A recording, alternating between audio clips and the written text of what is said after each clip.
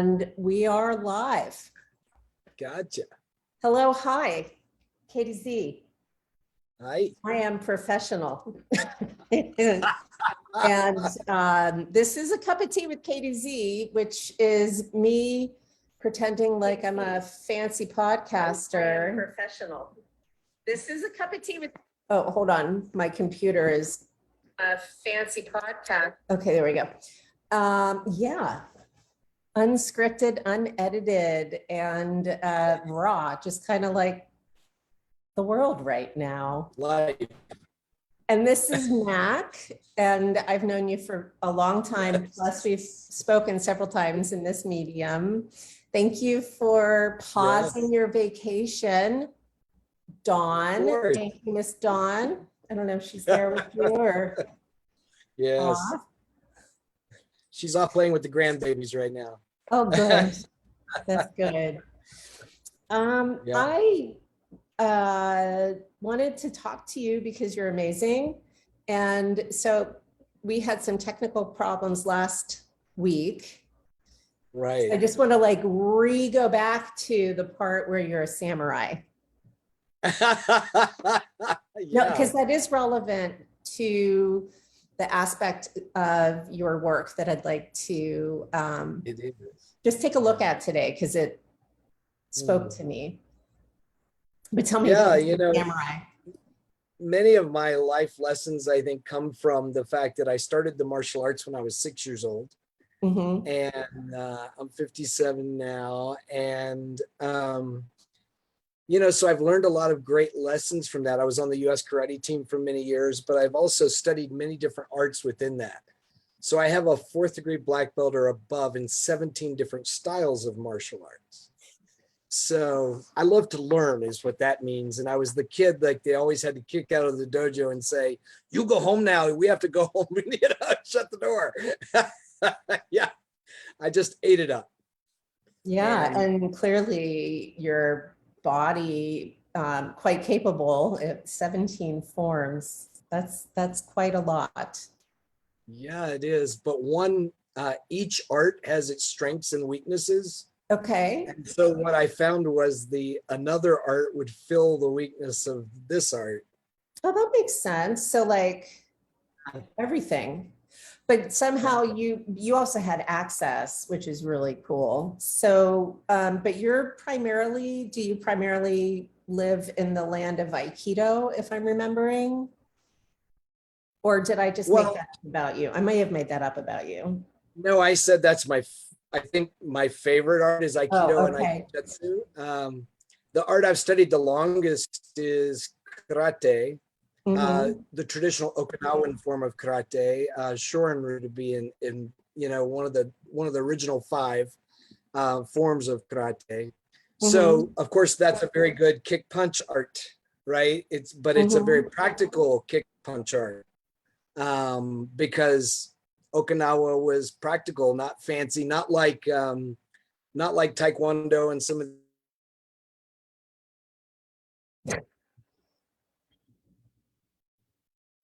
was just practical self-defense. It just froze. So I heard I heard karate is like kicking, not like Taekwondo, which is more showy, more, like the original 5 karate arts from Okinawa were very practical because they were farmers trying to defend their land from the samurai taking over. Basically. So they used farm implements as weapons. This is where the bow staff came from and things like that. Yeah. So wow. Yeah. Okay.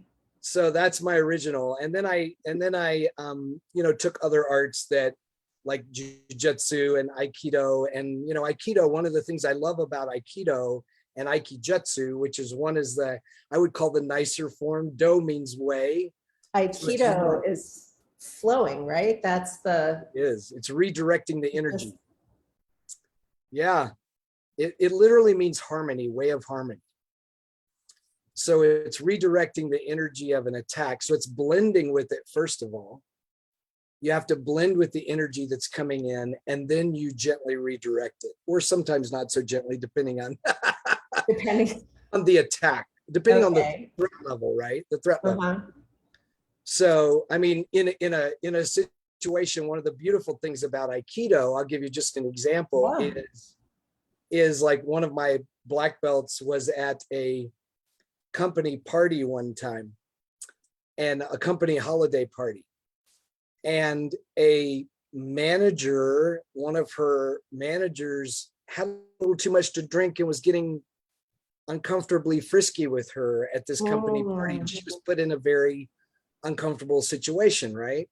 Mm-hmm. But she was able to use the art of Aikido and redirect that person every time they would try to come into her personal space, and without actually hurting them, right?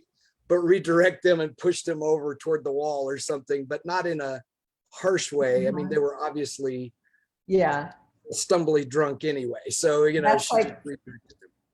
that's finesse. That in my mind, I just went fight, flight, freeze, appease. Finesse. You know, finesse.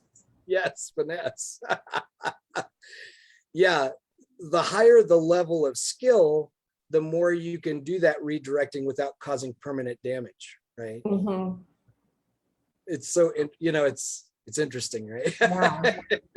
And then fast forward decades, because when I read your book, Positive Masculinity Now, and I've known of this project that you're in, yes.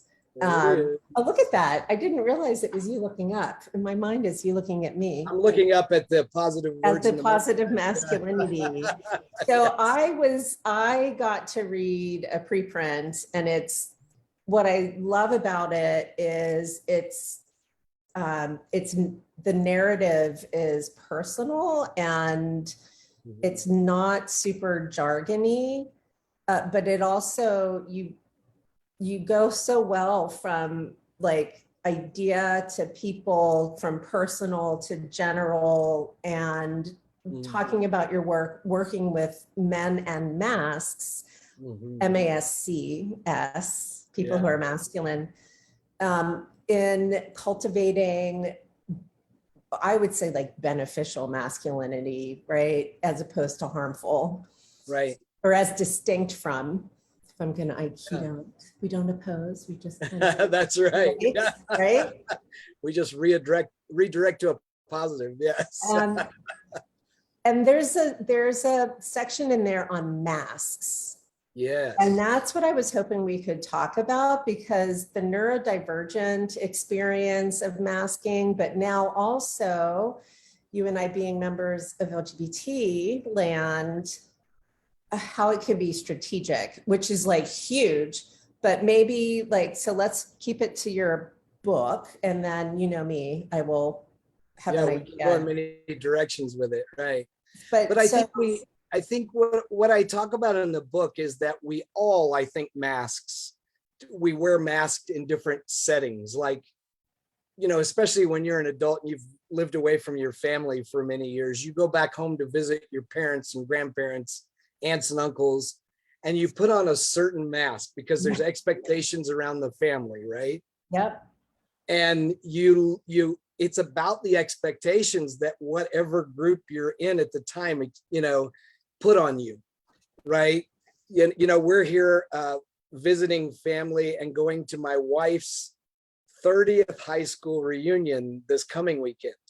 And so we're talking about this, and many of these people she hasn't seen in many years, but we're talking about this whole idea again of masking. What did those people think of me, right? What do they expect? Again, you know, each crowd, each group that you walk into, you know, you go into work, there's certain expectations, right? For the way you should be and perform. So we all put on different masks in these different crowds. And one of the things I talk about in the book is there are also gender masks. That's There's the man mask, you know, and that is holding up what it is expected of us to be a man in today's society. That's what conversation I would have. Now I'm distracted by common masks. I just want to make sure if I like quote anything. Um, I like The this. tough The guy. positive mask is worn by people who express something we nowadays called toxic positivity. So like you can bright side to the point of delusion or at least Totally. avoidance, right? Avoidance, yeah, not dealing with the reality of Mhm. what's happening, right? You know, like trying to see everything through rose-colored glasses all the time, to the point that you really don't even deal with your emotions around what's going on in your present moment. Yeah. You know, Or their low vibration. That's a yeah, low vibe. That's this whole like narrative. I like my low vibrations, by the way. They help me stay grounded. I also like the high vibrations. I feel like we need all of it. I And do if it's not too. balancing, it's then that's the, where to pay attention. Yeah, You're, and one of the things that I think is interesting about the positive mask is, you know, I came from I think I wore that for a while, honestly, Mhm. in my life, because I came from such a negative family. Like my mom has dealt with deep depression, you know, all of her life, and you know, my grandmother, as wonderful as she was as a nurturer to me, she was also afraid of life. And like, if I was going on a long drive to speak somewhere across the country, she would send me articles of, she would tell me, be very careful, and then send me articles of major car crashes on the highways. You know what I She mean? If I was sounds going to, like she's related to my mother. oh, well, yeah. If I was going to go to the fair, she would send me, she would cut out articles from the newspaper of accidents on fair rides, Wow. because I was always an adventurer, right? She was Yeah. always so afraid something was going to happen to me, because I grab life by the tail, right? And just love experiencing different things. And it scared her to death. Hmm. You know, so my way to overcome all that negative stuff from my family was to always put on the positive, you know, face, because there was just so much negativity coming at me that it was just overwhelming, right? The Yeah. negativity. So I went the opposite way. Kind of. But in turn, you know, I wasn't actually sometimes dealing with the feelings of what was happening in real life, right? You know? And you do talk about, and I think I would be surprised if anybody would disagree with the idea that people who are labeled boys, men are socialized, at least here in the US, in the West, away from feeling, Yeah, right? Oh, except for anger. We allow anger, we allow rage. that's right. And that it's you again, you talk about how it's perceived as weakness, it's perceived as effeminate. Right. And so when you were talking about the masks in positive masculinity, the thing that got me to the autism and the neurodivergent masks is they're like forced faces. Oh yeah. It's not like authentically the Katie, the chaos of the Katie, and then Katie teaching are not, they're different aspects, but they're both authentically me. But Right. Katie, the neurodivergent, especially now after 2 years, right? Like going into any situation where I have to pre-plan, understand, where there's so much effort. That's where I was hearing a similar experience in the way that you talk about the masculine masks, because they are so inauthentic. I think And exhausting, right? yeah, Like oh my the God. tough guy, the guy that always has to be strong, always has to be tough. You know, I mean, Mhm. none of us always feel strong or tough, but masculine people are told that you should be, and it's a sign of weakness to say anything else than that, right? Yeah. Also that you always have the answers. I mean, you want to know why men feel like they have to control so much, because they've been told you're supposed to always have it together and have all the answers. And if you don't, you're not a man's man. You're not, you know? And that there's somehow like either or, you're either a Right. man or a woman, you're either masculine or feminine. And no, man and woman, masculine and feminine are not the same, of course. Right. And that, or you're like going between instead of, you know, having these aspects. Yeah. And then, you know, what am I Binary. cultivating? Right. And It's very binary. I don't It's like this or binary. that. Again, it's another binary system, right? And that It is. men are taught by society what we have to do in order even to define what manhood is it's the opposite of the feminine.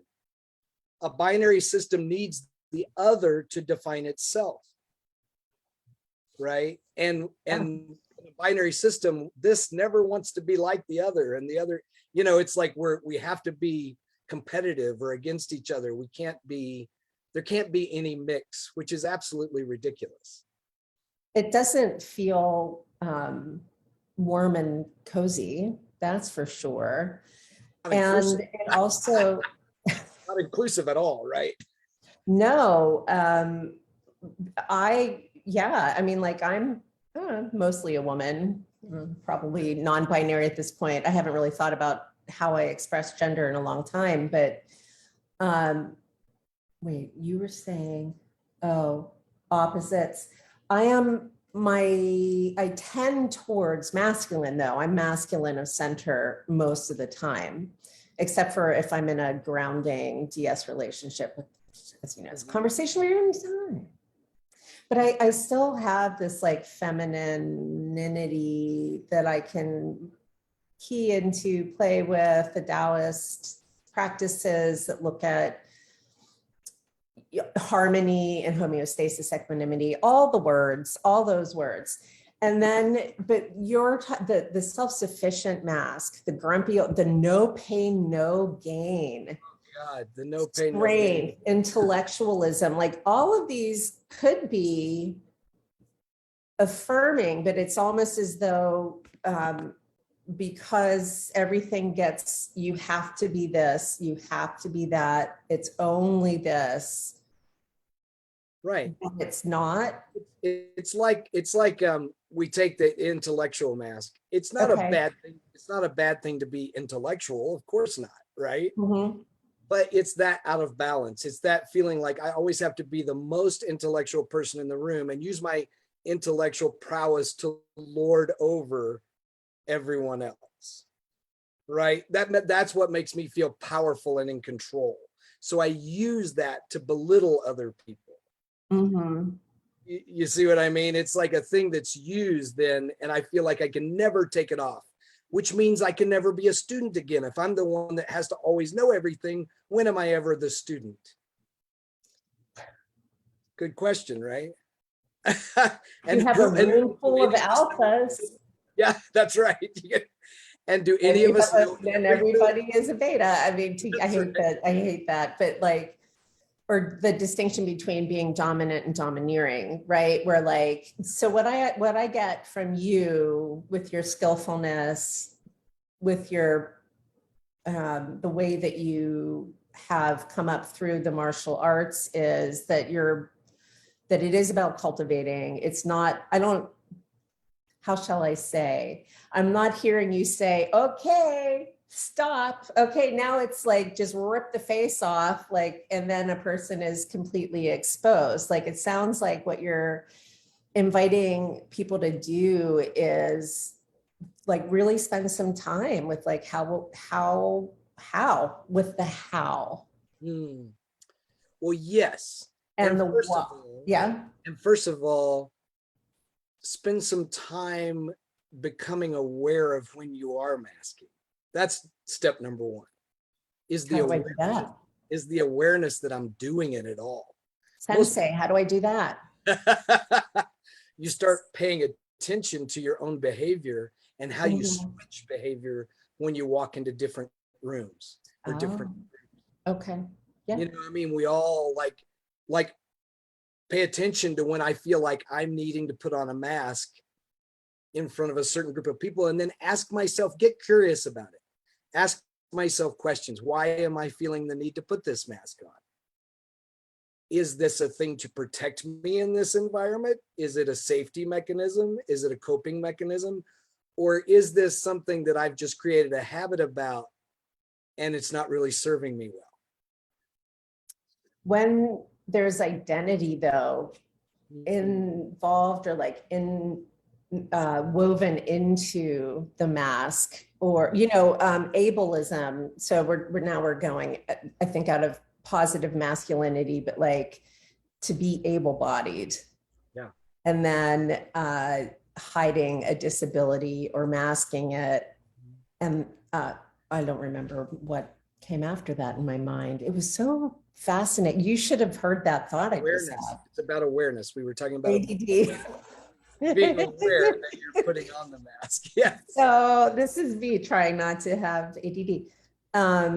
But the when identity is enmeshed, or when the mask is like from developmental, like needing it for safety and security. Right. Just looking at it can be scary. Disarming. Yeah. Do you have any suggestions for that? And I don't have my notes here. No, well, I mean, but sincerely, yes, because I do. I have a small group of people, what I call my inner circle people. And they are people that I feel like I can always be real with and talk to. They're people that have my best interest at heart. They don't have an ulterior motive. So they don't have anything to gain, but they just care and have my best interest at heart, right?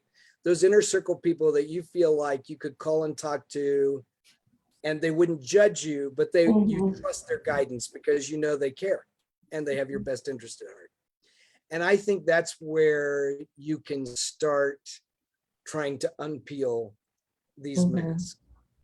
Because I don't think you can always do that. It takes some time to start to peel back the layers of this. And you want to do it in a place where you feel supported at first, right? Yeah. The clarifying question or follow-up question I had then was, are you having a conversation with folks like, I would like to unmask, or does it just kind of happen? Because I'm finding that I'm now having conversations like, I am completely unmasked. The chaos is here. I am not going to attempt to contain it. I'm pretty good at not hurting people in my neurodivergence. And is that kind of what you do, or is it more like, these people are safe, I'll see how it feels? Is it kind of a both? Well, I ask everybody to try to find that inner group in their world. And some people, not everybody has that. They have to create it.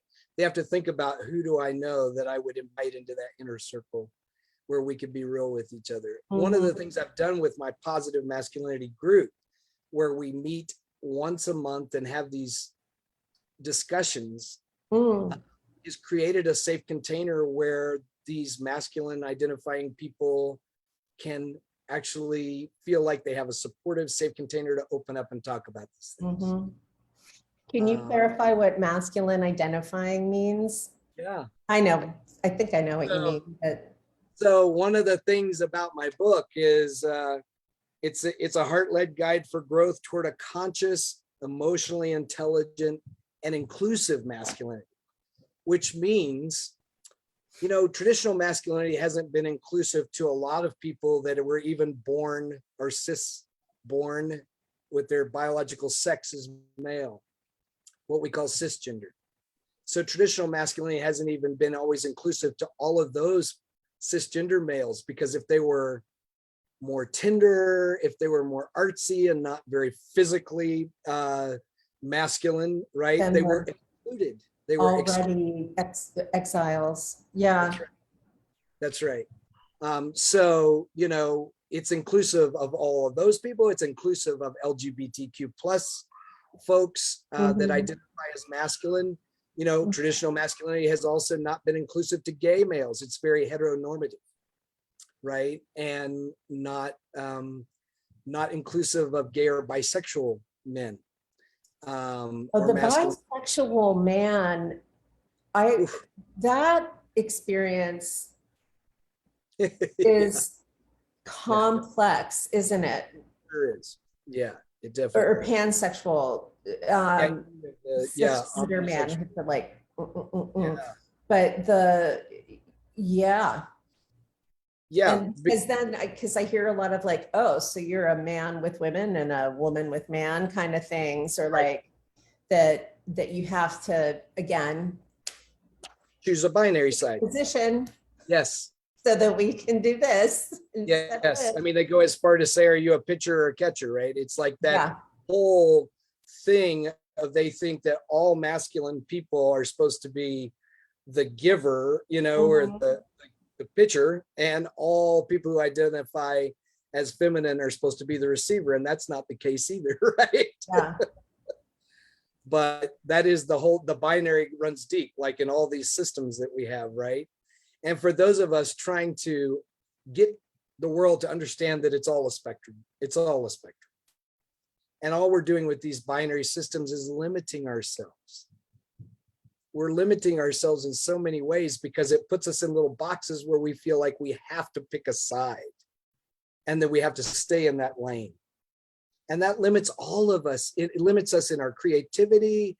It limits us in even our careers. Like there's, like I have a friend who's one of my black belts and an amazing martial artist who, when she was young, wanted to take martial arts. She's in her 50s now. But when she was young, wanted to take martial arts, and her parents literally told her, that's not for little girls. So they would not allow her to sign up for the class at the YMCA, the local YMCA. So she waited until she went away from home to college, and her college offered a martial arts class. And that's when she started. And she was a natural, excellent martial artist. But if she had listened to that socialization that her parents gave her, she would have never known that. She stretched outside of that and tried it because she felt this something inside of her pulling her toward that, and she wanted to try it. So she went outside of her socialization. But you see, that could have limited her the rest of her life, and she would have never known that she had this amazing ability as a martial artist. Do you think people who identify as male, cisgender male, right? So where the biology and the identity are in alignment, right? Do you think, this is total conjecture, but do you think folks are just like, at the end of the day, like, I really wish I could be soft? Because when I hear, and I used to do it too, the whole like, oh, men are such crybabies when they have a cold. Yeah. Some time ago, I was like, and it's one of the few times you get to not be the provider, not be the protector, not be on top, not be all the things that we've discussed, and receive care and nurturing. And if that's the way to do it, then that's the way I guess it has to happen. And then I'm like, oh, that must be tough. That must be really, I mean, and clearly informs a great deal, right? Sure does. Yeah, wearing the man mask. One of the things I've learned from running this group for over 3 years is when men have a safe space and container to actually open up where they feel supported, it's amazing what comes out. I mean, I think most of these guys have been longing for a space like that, and they just haven't known where to find it. And now I have, one of the beautiful things about the book is I have men writing to me. I had a guy message me, and we Zoomed because of our, this wonderful technology we have, from Yugoslavia, and he wants to start a positive masculinity group now. He's read my book there. And he's like, I wanted to work with men like this, like you're doing here. And I was like, that's what I want. My goal is to train facilitators to do this all over, so that men, I mean, we're doing it virtually now, so I have men joining from all over, but it's also wonderful they can have a group in their community, because then they build real, friendships where they can actually go do things together. Well, yeah, that inner circle where you have a container. Yeah. Did this come out of your activism or like alongside your activism? Because I first met you in Seattle at a party, like you do. I know you, Yeah. Marty, but I know you as an educator and an my no pants sibling, but activist and educator is what I think about when I think of you and what you do. And so when you came up with the Positive Masculinity project a few years ago, I was like, oh, I wonder if that just grew from the activism from that.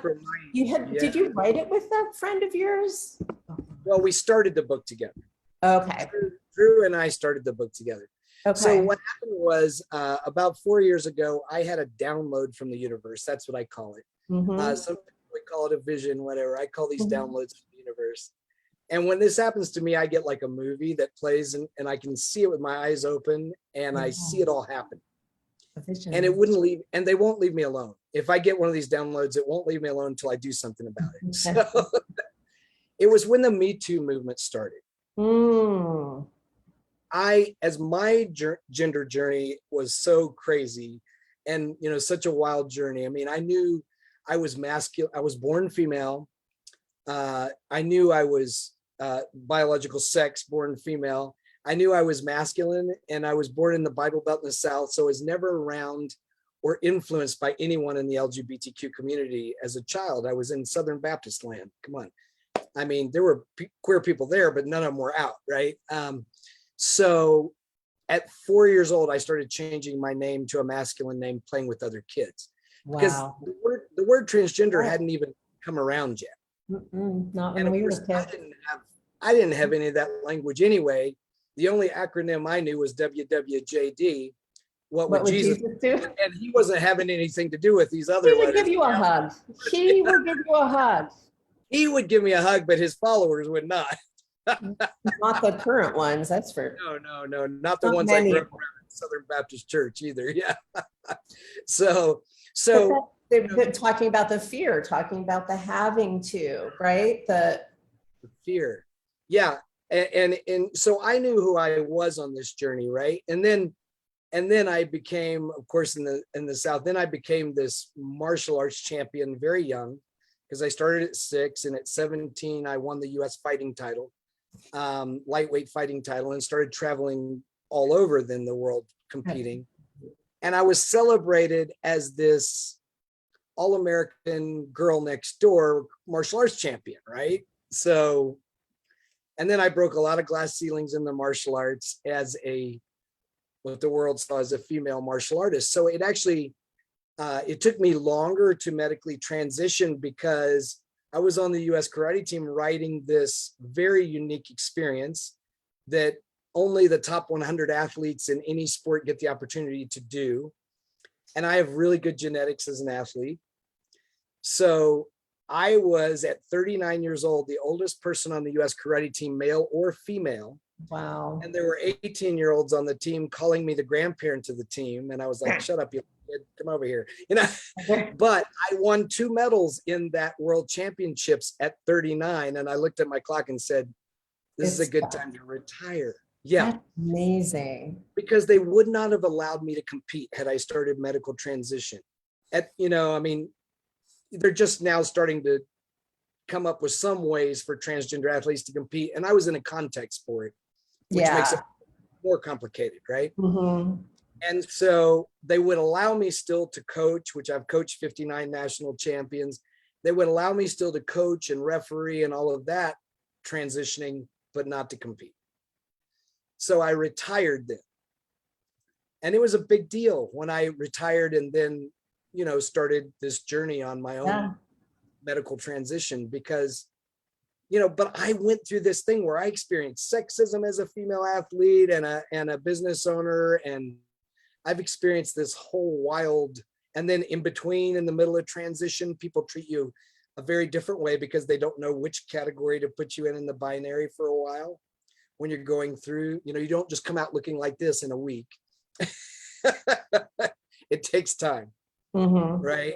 And then, now on the other side of things, I've experienced a whole different, there's a lot of things that I wasn't prepared for, that nobody told me about. it's a very different type of sexism you experience on this side of it.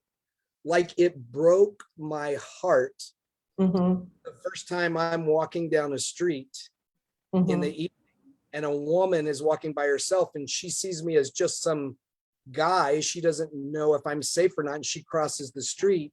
She has no idea of my history and my story. And I've taught self-defense all over the world to empower people. But oh my God, that hit me like a lead balloon. Like, now I could be seen as a threat when my whole life has been about helping people be empowered. And, you know, so that was really a hard thing for me to take. So I've been on this crazy wild gender journey. So my vision was all of this talk about toxic masculinity, but men are not involved in this conversation. Men and masculine people were not involved. We need to be involved, number one. Number two, we need to realize that toxic masculinity and the patriarchy has also hurt masculine people. It's also caused a lot of harm to masculine people. Nobody's talking about that either, because guys have to admit that, and guys aren't good at admitting that. Or you end up with the whole like men's movement, which is really just this violent opposition to feminism, and that is not what you're about. No, that is not at all. At all. No. So there's also the kind of like that quagmire, I would imagine. Well, I teach men that, you know what, one of the things, if you're really secure in who you are, then you have no problem lifting others up, even if they're different than you. So you're that also much more attractive, aren't you? Yes, you are. The masculine that just, yes, you know, yeah, it's a centeredness. It's a centeredness. Comes back to the martial arts again. It's a centeredness. Well, and I was thinking about sometimes I'm in sex positive spaces, and I'm if it's a kinky sex positive space and I'm teaching, I'll often say something like, in a room full of doms, who is the most dominate of the dominates? That is the one I will avoid. Yeah. Like, if you have nothing to prove or no reason to be more obvious in a domineering, you know, kind of a way, then what, to my mind, it's like so much more powerful. It's that unfazed, it's the, that's okay. And I will tell you, every masculine person I can think of who does that, all have practiced some form of martial arts or mindfulness, meditation, yoga, that they're in a system that is rooted in non-binary thought and non-binary practices, or like cultivating practices, so that you can just, so that you're in that as well. And I like that but you're also, it sounds like you're not like, okay, let's get our white belt, guys.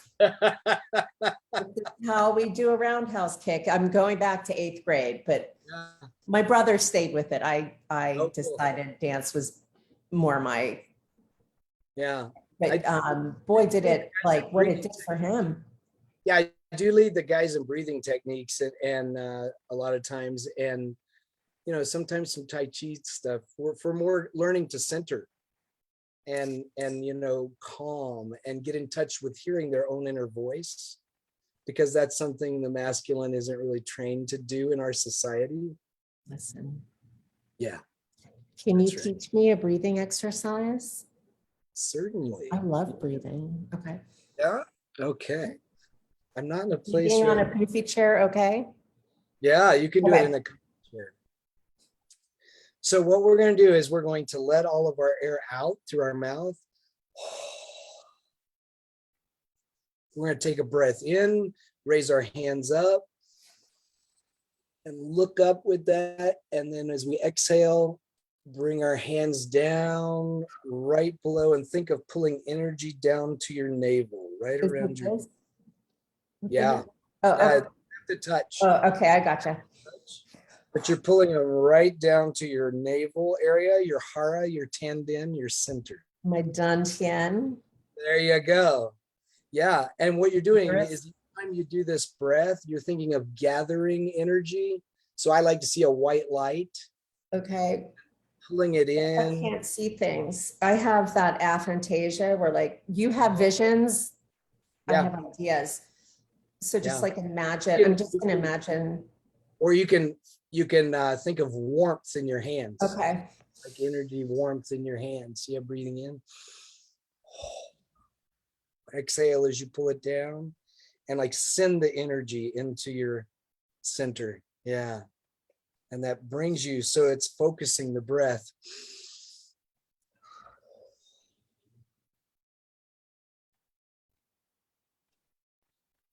Good. Yeah. I just always go to the head. I like it because the breath.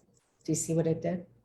Yeah. Look at that. We should have done this before I I love doing that at the beginning. But there's also something about doing it with other people and that kind of that co-regulation that occurs with the nervous systems coming into homeostasis together to get kind of nerdy. And all of that requires balance, fluidity, and a certain amount of ambiguity, right?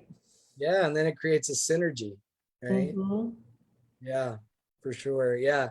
And it does bring a unity into the room, right? Where you feel like you're all flowing in the same direction. Yeah, I love that. Yeah, so this is like, it's big work, and it's work that everybody can do. It's not just the masculine that masks, right? Oh, I mean, no. just like men police each other about being man enough. You know, I have heard women in my life, of course, I've had this experience of being on both sides of this. Mm-hmm. Women be awful to each other and cut each other down and not be supportive of one another. Yeah. It's again something that I talk to men about too, about being competitive or collaborative. Mm-hmm. We're so much more powerful when we're collaborative. You know, and I'm a world-class competitor. It's not that I think all competition is bad, but competition out of balance is really bad, right? Competition for the sake of competing, like that kind of just to aggress. Right.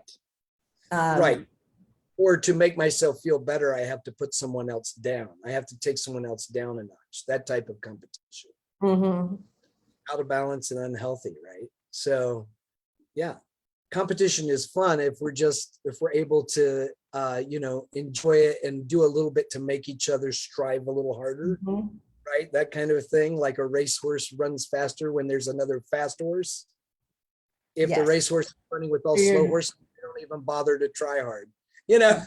Yeah. So you can be inspired. Can be inspiring, right? I'm not going to tell you about that conversation. It is derailed, but like, just because you can't do something doesn't mean you should stop doing the thing. Depending upon what the thing is, do it bad. I've decided I'm an artist. I've decided I'm a painter. Do I really know what I'm doing? No. Am I enjoying the same thing? Yeah. It is so freeing. Yeah.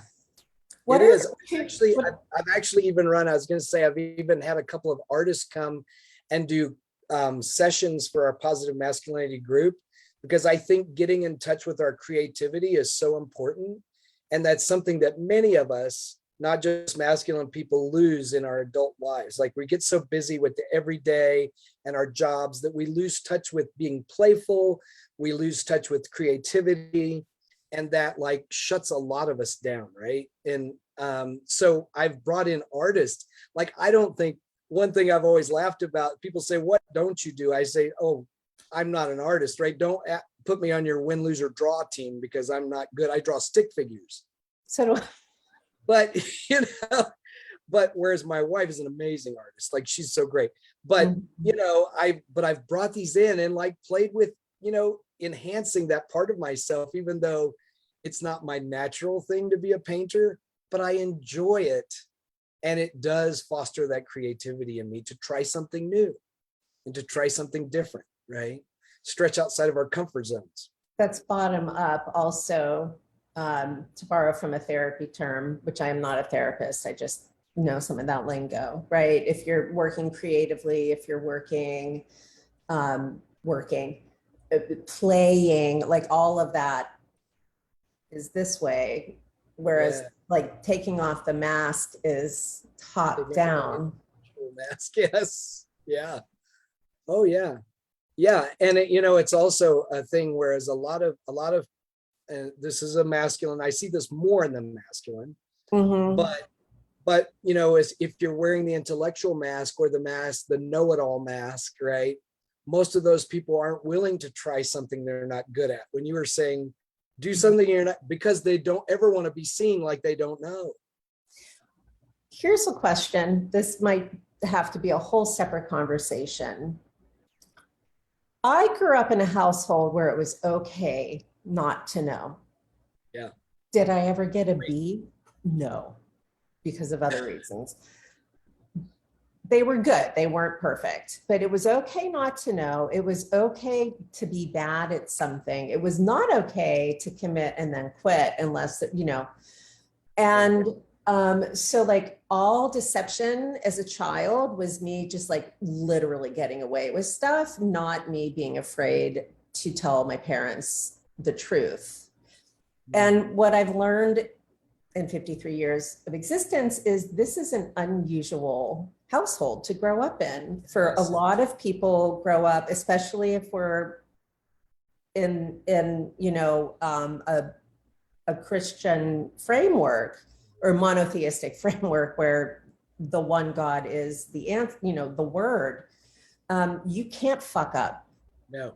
Or if you do, there's punitive recourse rather than I fucked up. Like I have fucked up.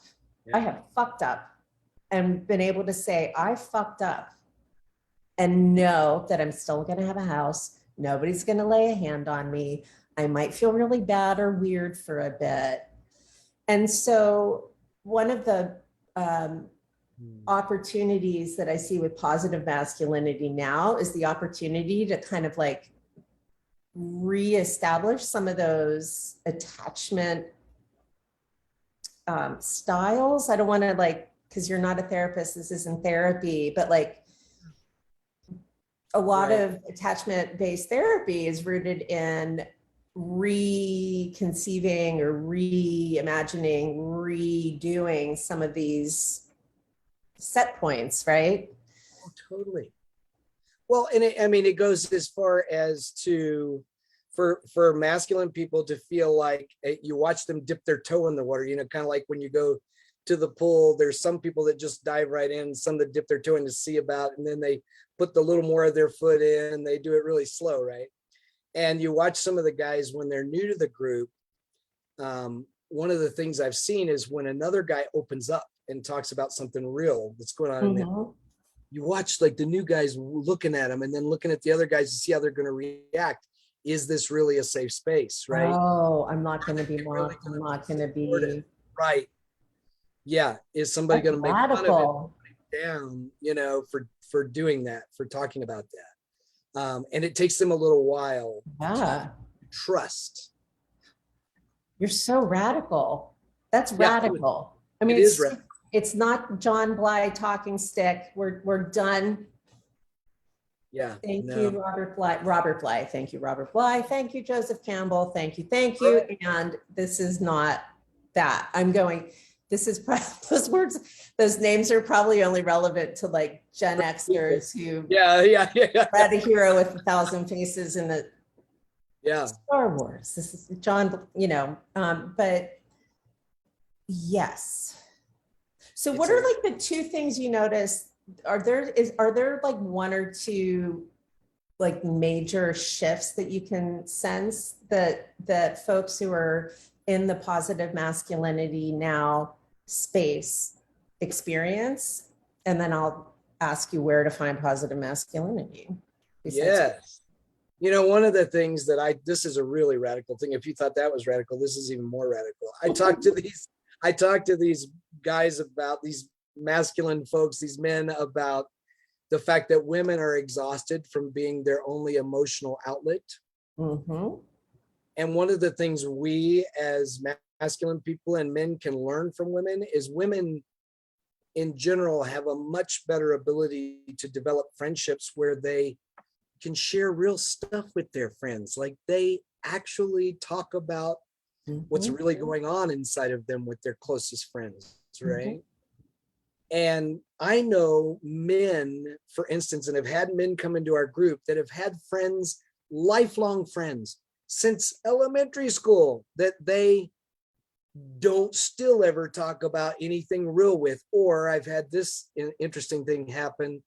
A guy have a lifelong friend who had someone in their immediate family die, and him actually say to me, I have no idea how to comfort my friend that I've had for a lifetime since I was a child.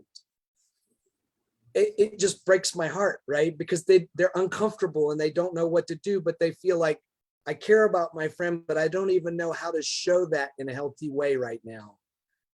Because there's so many layers of, well, if you hold your friend when they're grieving, maybe somebody will think you're gay. Right? There's all this crazy crap that comes with this. This is your lifelong friend. I've even had brothers. What's wrong with somebody thinking you're gay? Why is that a bad thing? That's my follow-up question. If you're not, if there's no threat to your life. That's right. Why is it bad? It's the layers of shame that they're having to unpeel, and that's part of what we're doing. Some of the biggest work that we do, I think any of us, I'm a coach, you're a coach, is I think some of the biggest work is unlearning. It's not the learning as much as terrifying, isn't it? Oh my God, we have to peel back the layers of the crap we've been fed and taught. I'm looking for a vessel. And yes. And then there's that space, and well, I don't have a vessel easy to hand, but then there's that space where the whatever it is that I unlearned is, and then there's the impulse to fill the space, fill the void, right, and to just be with the void. That's right. And that's where some people unfortunately fill it with, they get into alcoholism or different crutches, right? Because they don't know what to do. If I'm not still holding up these masks that I was all these years, what do I fill that with, right? And some people have a tendency to go toward unhealthy things, right? And that's what we're trying to do, is help people, stay with it, sit with it. You're in a safe space here in this group. I'm so glad I chose this to ask you about, because I mean, this as a level of mindfulness or a level of practice. I don't like to level up or down, but this is deep. And you're not asking people, please sit, empty your mind. No. Right. You're engaging, but masculinity, the yang is more moving, right? So engaging that way is engaging the masculine. I love it. Where do people find what? We're even talking about doing some, speaking of that, some men's like hiking adventures and things. We have these conversations as we're literally hiking now that the pandemic is getting to a place where we can do that. And some retreats where we have more of these discussions with movement, because oh my goodness, a fire walk.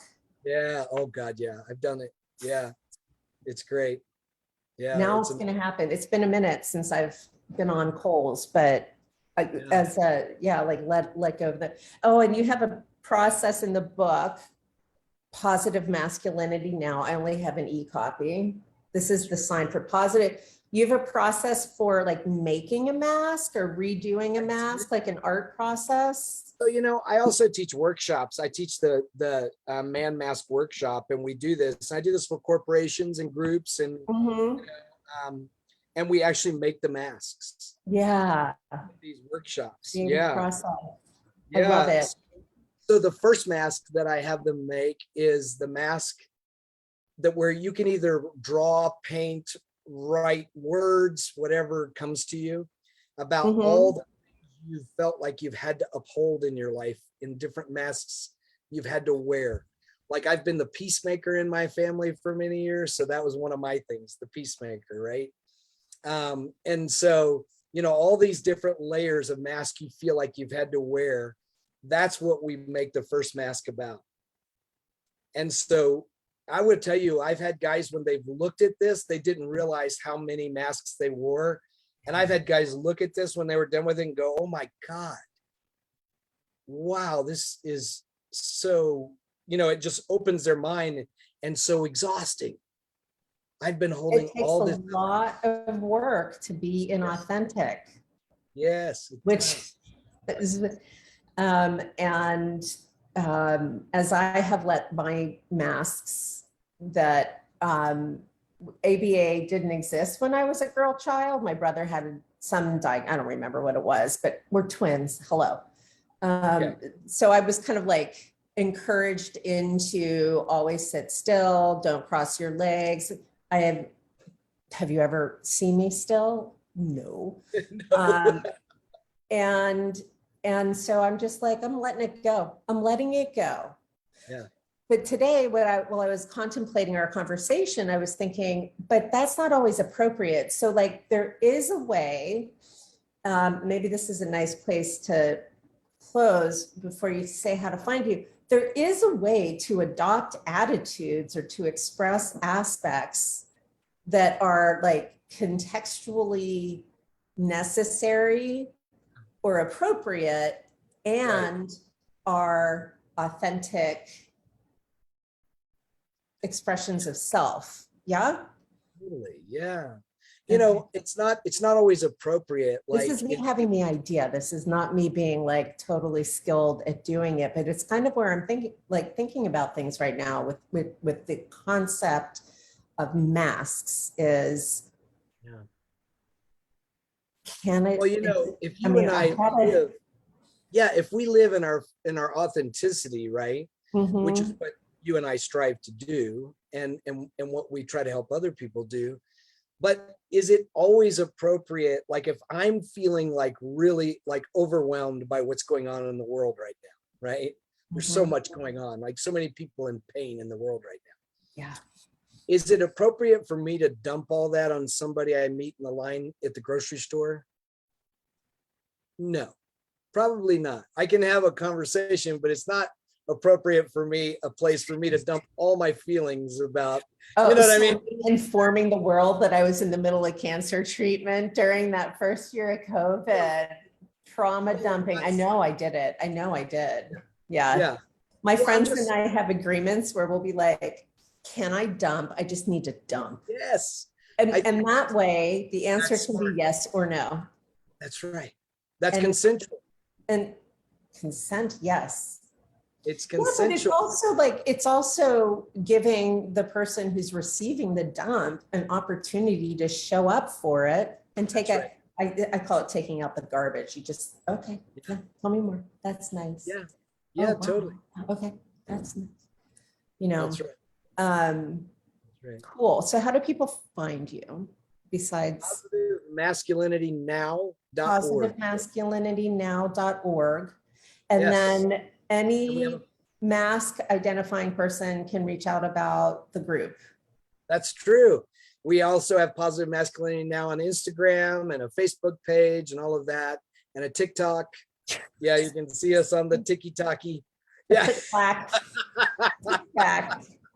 Yeah, the younger guys in the group talked me into doing a TikTok, so it's if you're autistic or ADD or anything like that, it is heaven.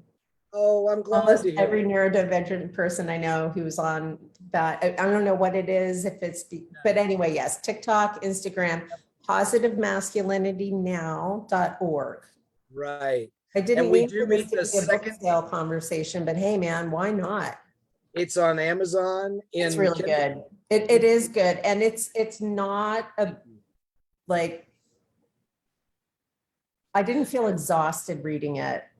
Oh, good. I felt enlivened and encouraged, and like, oh my, I mean, like, I know you're doing amazing work, but it's also great to see it literally in writing and with case studies and examples of how people have put these ideas into practice. Yeah. So it's not just conceptual, right? It's also experiential. Yeah, I have worksheets in most of the chapters for you to go. And the other thing is that, even though this book says masculinity, everyone can learn something from it about their gender socialization. And we all have masculine That's right. within us. There is no unipolar anything. And here's another beautiful thing. I've had therapists write to me and like they're using this book because female therapists that treat masculine people have used what we're doing. They've even sometimes asked if they could have permission to come sit in on our group I to love learn it. how to help their masculine clients. Mm-hmm. I've also had a lot of single moms raising masculine children. Yeah. Ask me, and here's the interesting thing. Some of them have asked if they could sit in on our group, and some of them are reading the book so that they can help raise their masculine child in a healthy way. And when I put it out to the guys in our group that I have some single moms wanting to sit in sometimes, I'm okay with you all because, I'm creating a safe container. I want them to feel safe. And they all thought that was amazing and said yes, embraced it right away and said yes. Well, because it is. Yeah. It is. Are raising the boys. I mean, this is not happening in isolation or without group participation. So these little moments of just where you can, because there's so much freedom in. It's about integration, right? Yeah. I mean, and also like the Aikido. That's right. That's right. This is, that's me doing Aikido. Well, and as that's all I know. Yeah, I like that. And as you mentioned earlier, women have been socialized around thinking the masculine should be this certain way too. When you said before, you used to, think like a lot of women say men are babies when they get sick. Well, women, because they haven't also examined their socialization around these things, perpetuate this toxic masculinity and traditional masculinity many times because that's all they know. That's all they've been taught and all they know, and they haven't re-examined it. That's the danger of the patriarchy, right? The colonialism, really, but that as soon as anything is considered specifically discrete, like able to like actually be separated from something else. Yeah. Oh yeah. Pain and suffering. That's right. That's right. So, I mean, this is an education we all need. It's something we all need to go and examine ourselves. I'm so glad you're doing it, Mac. Thank you. It's so good to talk to you about it. It's so good to talk to you. I have to not be in Pittsburgh for a little bit. Maybe I'll come to Seattle when I start. Or I can come there and do something about the book. I can come visit you. We should talk about that because I also have ties to the therapy scene here and other things. And plus I'm selfish and I want to see you and Dawn. So I love that idea. And Dawn and I are also greedy. Dawn and I, my wife, for those of you that don't know, is a PhD candidate in psychology. Yep. Her and I are teaching a workshop coming up online that you can take from anywhere. I'll give a little plug for this. Oh, please do. Called How to Be a Masculine Feminist. And is this a good time for this or what? So what we believe, and I have a chapter about this in the book, but what we believe is that there are a lot of masculine people out there, men and masculine people who want to support women, but don't really know where to begin or how to do it in the right way, or they're afraid they'll do something wrong.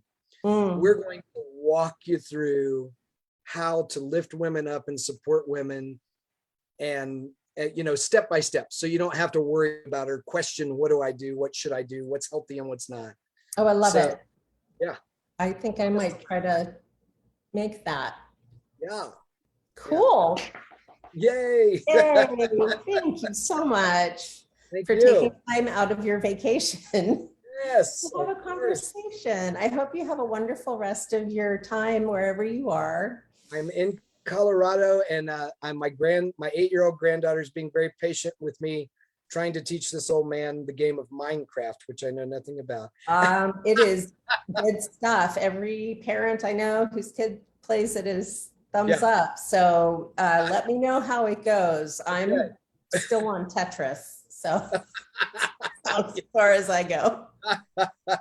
All right. Thank you, Mac. Yes. Okay, I'll talk to you soon. Okay, bye-bye. Okay, bye. And, oh wait. How do I stop? End, cancel, end. Oh my goodness. Did I do it? No. Stop record. Stop.